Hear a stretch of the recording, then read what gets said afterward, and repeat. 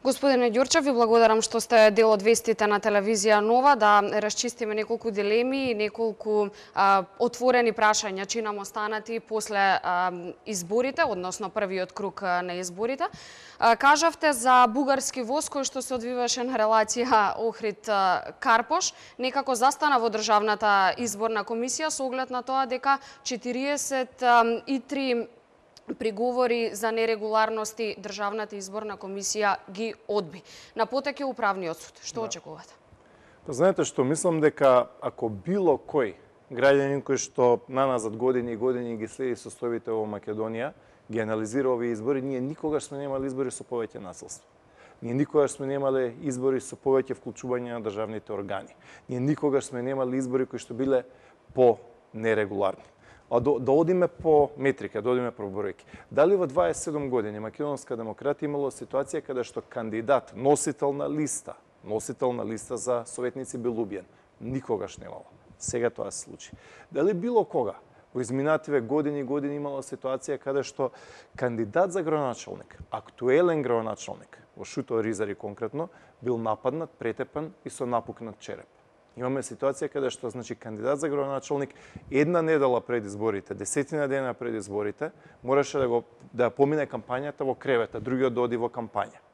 Каде што таму во таа општина се прогласени изборите за легални, фер, демократски и така натаму. Тоа вие како знаете како да имате два тима во фудбал, едниот е во болница, другиот останал на игралиштето и некој да го прогласи надпреварот за регуларен. Ние никогаш сме немале ситуација каде што повеќе луѓе, односно повеќе штабови биле нападнати. Имавме речиси секојдневно вандализирање на штабовите на ВМРО-ДПМН. И уште една работа која што мислам дека говори за вкупната атмосфера во државата, а тоа е дека никогаш порано, 27 години наназад, немало помалце кандидати за градоначалници и за советници на ниво на Македонија. Ние имаме ситуација каде што во дури 36 општини имаше само 20 кандидати за градоначалник. Значи, никој не се осмелил визави власта, визави СДСМ, визави владата, Заев и останатите, ниту да се кандидира за градоначалник. Значи, внимавајте, 36 општини, првенствено во Источна Македонија, Јужна Македонија, Скопските општини, значи каде што се ВМРО-ДПМН и СДСМ.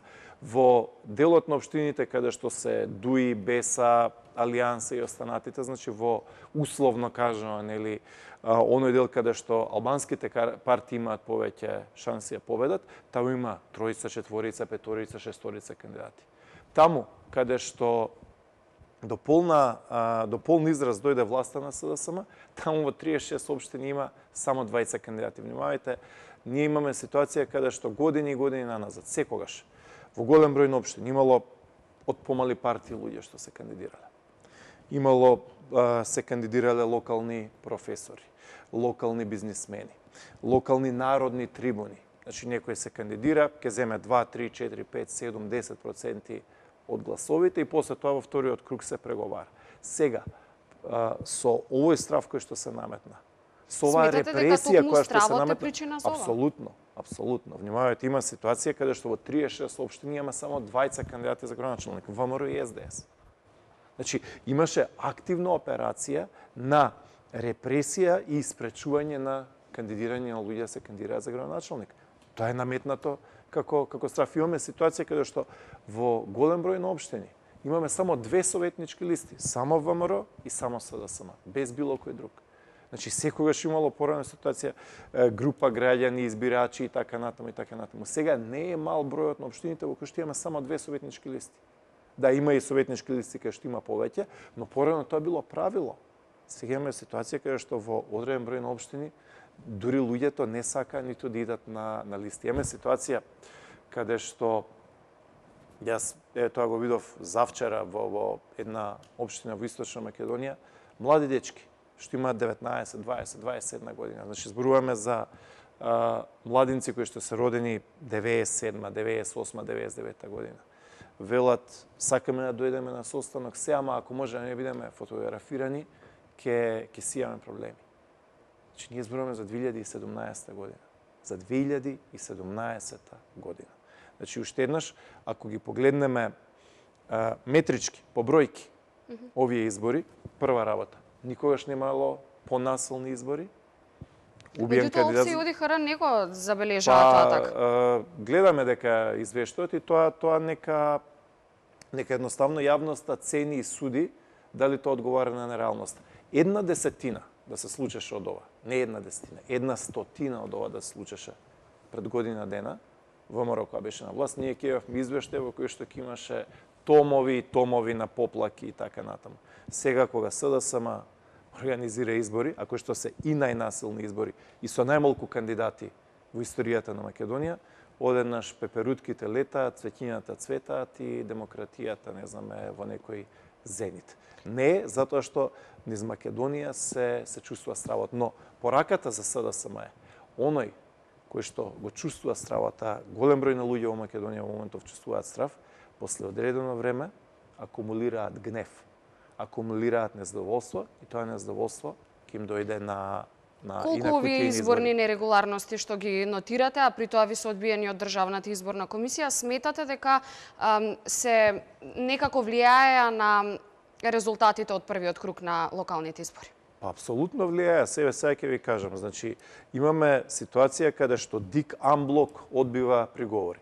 Се сеќаваме пред 10 месеци во ДИК, каде што за подписот на една господја дали се подпишала, па графологот дали е тука, дали не е тука, па цела држава недела дена следевме што ќе биде со ДИК, па директни преноси, па прекинување, па проложување сеанси и така натаму и така натаму. Сега имаме ситуација каде што фалат ливчиња, каде што во една куќа има 20 ливчиња од друго место, има исти серијски броеви, кочање, едно друго, никому ништо. Значи, имаме ситуација каде што ДИК, онаа ДИК која што вели треба да биде транспарентната ДИК и така натаму, сега вели нема преноси. Пред 10 месеци можеше да има пренос, пред 10 месеци сите исчекувавме што ќе биде во ТРЦ, па беше викан избирачкиот одбор, па сведоци и така натаму, па е подписот, не е подписот, личната карта не е, вака е, така и па кочано, дали кога го скинале кочано, дали бил од лева страна скинат или од десна страна. Знаеме што беше пред 10 месеци. Сега имаме отворено кршење на Добро, закони. забележавме тука и една разлика кога сведоците ги можевме да ги гледаме, па и ние како телевизија пред 10 месеци ги пренесувавме во живо нивните сведочења од Државната изборна комисија. Сега камерите беа свртени на другата страна нема. Сега председателот на ДИК побара да не се снима. Сега е демократија, сега е живот, сега е слобода, тоа е тоа. Ајде малку околу амнестијата, предлогот за амнестија што го предложи ВМРО ДПМН е околу случувањата во парламентот. Од владеачката партија некако одма ја одбија оваа иницијатива.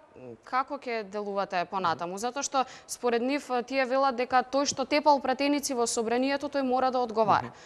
Како ќе се најдете сега? Како ќе делувате понатаму? Па претеничката група на ВМРО ДПМН ќе достави законски предлог во наредниот период, ќе може секој да се изјасни, ние ќе го дадеме на увид на јавноста и јавноста нека цени и нека суди.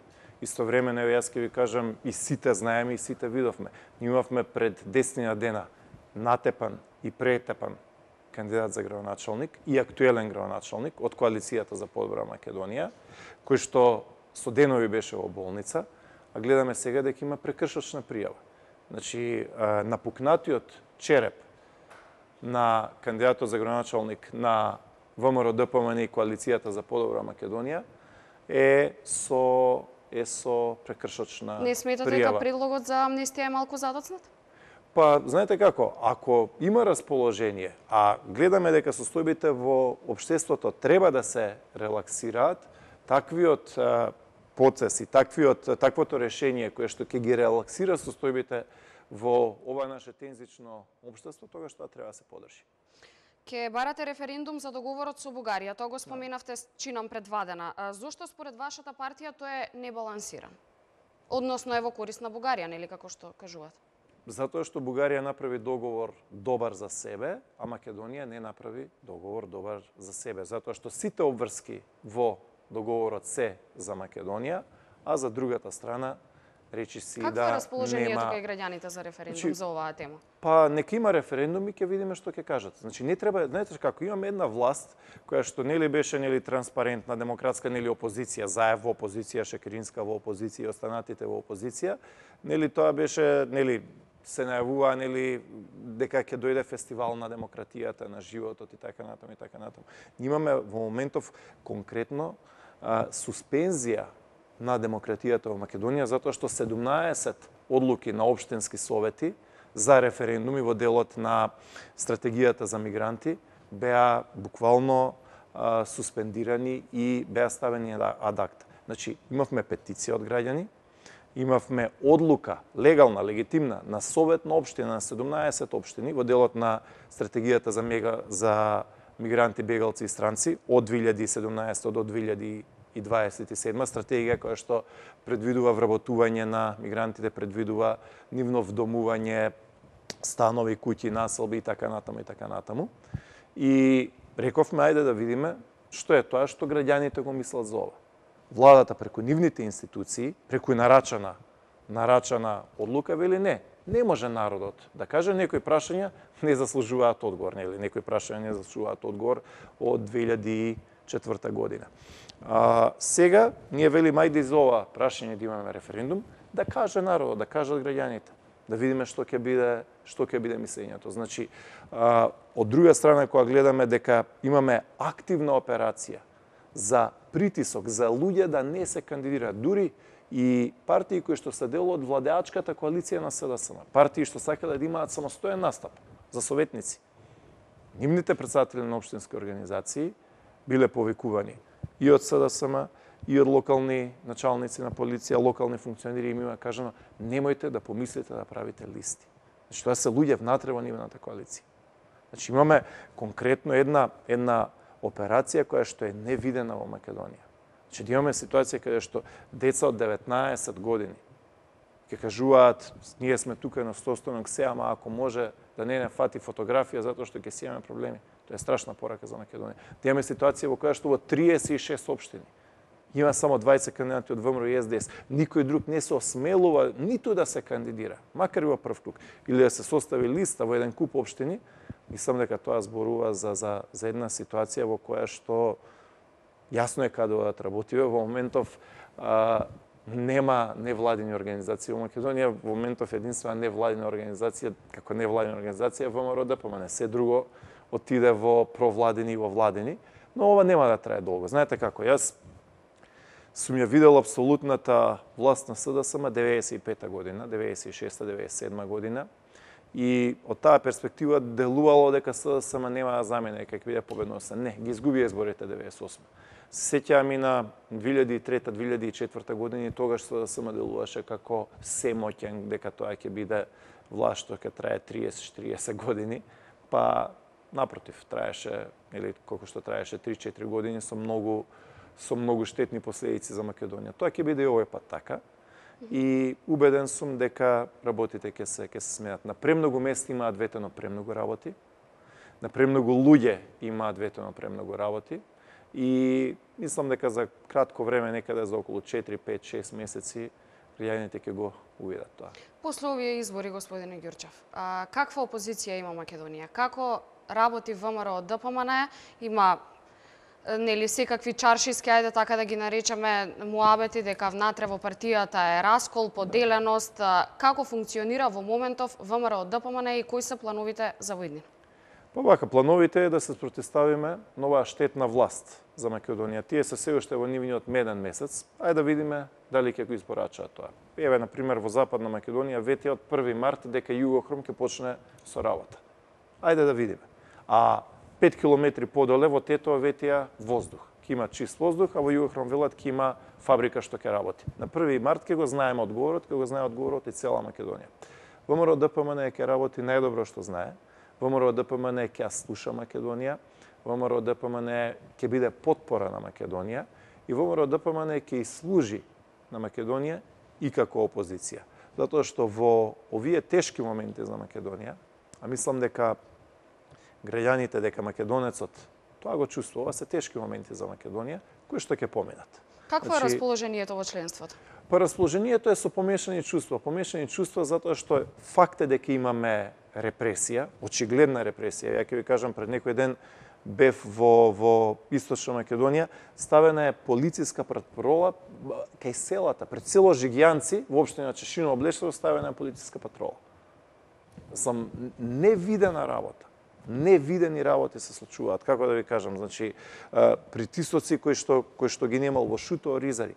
Стотици полицајци се пратени во Шутово Ризари. Значи во општина Штип масовен притисок, заканувања. Во Могила и Новаци. Во Могила и Новаци им е кажано на луѓето кои што работат во реки во другите државни предпријатија и институции, им е кажано не одете на гласање или во понеделник не доаѓате на работа. Значи кажано име на цели семејства, никој да не се појави да гласа, за кој што се знае дека се ВМРО-вски настроени, не идете на гласање, бойкотирајте ден, останете си дома, инаку во понеделник не доаѓате на работа. Па тоа ли е демократија, тоа ли е живот? Но ВМРО ќе го преживее, ова не само што го преживее, ВМРО ќе биде повторно победоносно. Ако гледаме од 1893 година до сега, тоа се некаде долги 124 години. Од тие 124 години, некаде 95 години од тие, ВМРО било забранета и легална организација, а 27 години е нели политичка партија. Ќе го поминеме и ова.